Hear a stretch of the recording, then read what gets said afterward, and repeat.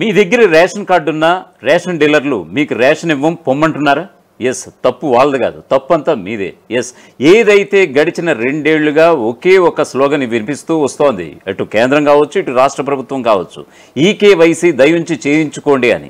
దాదాపుగా రాష్ట్ర వ్యాప్తంగా 80% మంది చేయించుకున్నారు.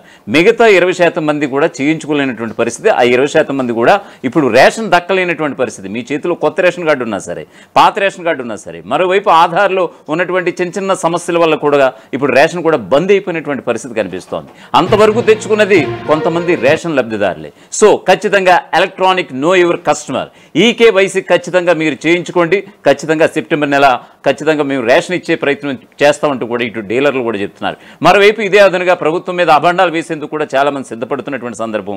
అధికార యంత్రాంగం అయితే తమకు ఇవ్వటం లేదు, రేషన్ కార్డు ఇస్తుంది కానీ రేవంత్ సర్కార్ ఖచ్చితంగా మాకైతే సన్నబియ్యం అయితే దక్కట్లేదు అనేది ప్రభుత్వం మీద కూడా అభండాలు వేసేటువంటి పరిస్థితి కనిపిస్తోంది. సో నో యువర్ కస్టమర్ అనేది ఖచ్చితంగా మరీ ముఖ్యం. సో రేషన్ లబ్ధిదారులకి ఈ యొక్క తొలి వెలుగు నుంచి కూడా ఒక చిన్న విన్నపం, ఖచ్చితంగా నో యువర్ కస్టమర్ చేయించుకోండి. చేయించుకుని రేషన్ దుకాణాల దగ్గరికి వెళ్ళండి. అప్పుడు రేషన్ డీలర్లు ఖచ్చితంగా మీకు ఇస్తారన్నది చాలా స్పష్టంగా చెప్తున్నారు అధికార యంత్రాంగం.